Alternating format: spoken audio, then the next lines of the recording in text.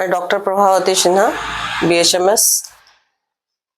Ma'am, जैसा कि आज मीडिया टीम आज आपके पास आपकी क्लिनिक में पहुंची है, सबसे पहले जानना चाहती है दर्शक के लिए कि ये जो क्लिनिक है किस नाम से है और आज जिस तरीके से शुभारंभ के समय और आज नवंबर 2025 क्या कुछ खास रहा इतने वर्षों में, तो इसके बारे में दर्शकों को बताएं। ये क्लिनिक तो सृजन होम्यो क्लिनिक के नाम से है। तो ये हमारा क्लिनिक 2000 से है, बट यहाँ नहीं थी, अनिशाबाद में थी, पर अभी हम यहाँ 15 सालों से यहाँ है, बोरिंग रोड में। यस। विगत जो 15 वर्षों से यहाँ पे जो लोगों की सेवा कर रही हैं, लोगों की सेवा दे रही हैं, क्या कुछ खास बीमारी लेके पहुंच रहे हैं होम्योपैथ को लेके, या जो लोग पहुंचते हैं तो ये तो ऐसा लगता है कि एलोपैथ से घूम के लोग होम्योपैथ की ओर जाते हैं जी, कितना सच है? ये 100% सच है। जो लोग जागरूक हैं वो पहले होम्योपैथ में आते हैं, लेकिन जिनकी जानकारी नहीं है वो एलोपैथ से जब एकदम निराश हो जाते हैं तभी आते हैं होम्योपैथ में। जैसे जिनके बच्चे नहीं हो रहे हैं, PCOD की समस्या है, लड़कियों की बहुत सी समस्या है, वो लोग पहले एलोपैथ में दिखा लेते हैं, जब उनसे नहीं ये होता है तभी होम्योपैथ में आते हैं। मतलब ये माना जा रहा है कि एलोपैथ में इस तरह की समस्या का पूर्ण रूप से निदान नहीं है जिससे महिलाएं जो पूरी तरह से वंचित जी, और होम्योपैथ जो है उन महिलाओं की जो सही समस्या आती है उनको पूर्ण रूप से निवारण करने का पूरी तरह से पुरजोर कोशिश करती है और उसमें सफल होती है। पुरजोर कोशिश ही नहीं करते हैं, एकदम सफल होते हैं महिलाओं की समस्या जी। लिगोरिया की समस्या आती है, मैम माहवारी की समस्या आती है, बांझपन की समस्या आती है। आज महिलाएं जो है IVF सेंटर की ओर जा रही हैं, पूरी तरह से इंटरेस्टेड हैं कि जल्द से जल्द हम IVF सेंटर की ओर जाएं और वहाँ पे अपने माँ का सपना बनने का पूरा करें। क्या कहना चाहती हैं? देखिए, IVF सेंटर में लोगों की यही तो है कि सबसे बड़ी चीज होम्योपैथ के बारे में लोगों को जानकारी नहीं है। हमारे यहाँ लिगोरिया, पीरियड, माहवारी की जो समस्या है, बांझपन की समस्या है, उसकी 100% तो नहीं कहेंगे, लेकिन 90% तो जरूर इलाज है। 90% इलाज है, एकदम है। और हमने बहुत सी लेडीज जिनको बच्चे नहीं होते थे या फिर जो एलोपैथ से हार गई थी, वो IVF करवाने से पहले आई यहाँ और उनको मैंने बच्चे दिए हैं। अगर तो क्या कारण रहा है मैम कि IVF सेंटर की महिलाएं आज भी जा रही हैं? बहुत क्योंकि उनको जानकारी नहीं है होम्योपैथ के बारे में कि होम्योपैथ में इसकी इलाज है। जानकारी की अभाव है और कुछ नहीं, सिर्फ जानकारी का अभाव। जी हाँ। जबकि होम्योपैथ पद्धति आज से नहीं वर्षों से चलती आ रही है, मतलब बहुत पुरानी पद्धति है ये। अगर आयुर्वेद के समय की पद्धति की बात करें तो उस समय से ये पद्धति चली आ रही है। और ये तो अगर देखा जाए तो इसका सफल अगर परीक्षण किया है तो ये तो पता चल जाता है कोरोना के समय से। जिस समय कोरोना की स्थिति थी उसमें होम्योपैथ जो पद्धति थी वो बहुत ज्यादा कारगर साबित हुई। कारगर ये पीछे क्यों रही? इसके पीछे सरकार की भी कुछ कमियां हैं जो कि जागरूकता नहीं फैला रहे।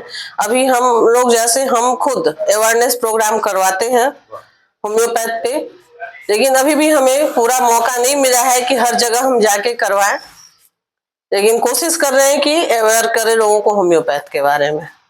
बड़ी बीमारी आती है मैम कैंसर की, हाँ, क्या पूर्ण रूप से इलाज है कैंसर में? कैंसर का फर्स्ट सेकंड स्टेज में इलाज है, उसके बाद वो लोग केमो वगैरह जितनी भी मेडिसिन लेके आते हैं उसके बाद हम लोग उतना ये नहीं कि हाँ उनकी जैसे वो 6 महीने उनका जो प्रॉब्लम है उसको हम ये कर सकते हैं। जैसे पेन हुआ, जितना जल्दी वो बढ़ता है उसको थोड़ा सा रोक सकते हैं, उसको स्लो कर सकते हैं। जो पेशेंट 4 साल 6 महीना में मरने का उनको 1 साल बचा सकते हैं, उससे ज्यादा हम नहीं। उनके लाइफ टाइम को बढ़ा सकते हैं। हाँ, लाइफ टाइम को बढ़ा सकते हैं, क्योंकि कैंसर बहुत तरह तरह के होते हैं। हाँ, जैसे महिलाओं के बहुत सारी कैंसर, जैसे ब्रेस्ट कैंसर, ये सब का हमारे पास इलाज है, but first stage second stage में इसकी अच्छी इलाज है, वो हम क्योर कर सकते हैं उसको। और वो थर्ड स्टेज में अगर पहुंचते हैं तो वो मतलब कुछ इतना हाँ कम होता है चांसेस, उतना नहीं, हम उसकी गारंटी नहीं दे सकते हैं कि जी। हम कर सकते हैं।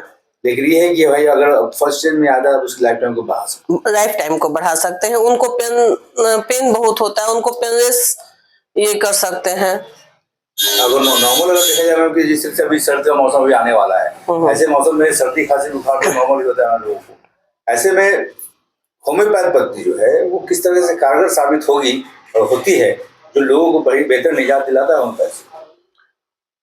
देखिए, अगर कहा जाए तो सर्दी खांसी बुखार में एलोपैथ में 4 दिन 5 दिन तो जरूर लोग पेशेंट झूल जाते हैं, बिल्कुल। लेकिन होम्योपैथ में हम 1 से 2 दिन इनफ लेते हैं। 1 से 2 दिन में। हाँ, जब इतना सारा चीज कारगर है मैम, फिर भी होम्योपैथ के बारे में लोग कहते हैं कि भाई ये बहुत समय लेता है और समय लेने के बाद ये पूरी तरह से वो ये एक मिथ है कि वो समय लेता है, बीमारी को बढ़ा देता है, होम्योपैथ खाने पे सब चीज बंद कर देना पड़ता है खाना, ये सब मिथ है एक, और कुछ नहीं। जबकि ऐसा कुछ नहीं। नहीं।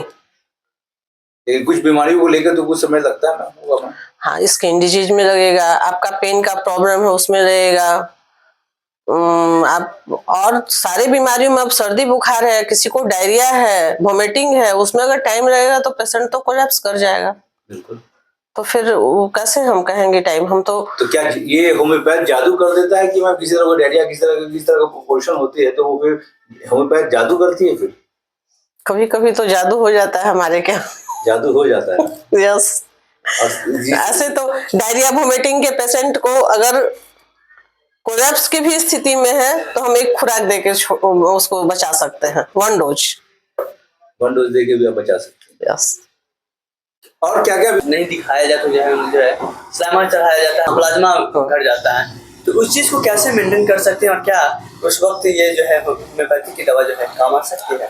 हमारे पास होम्योपैथी की दवा में पहली बात तो डेंगू के लिए प्रिवेंटिव भी है, और उसके लिए जब पेशेंट शुरू से अगर हमारे ट्रीटमेंट में है तो ठीक हो जाता है। क्यों?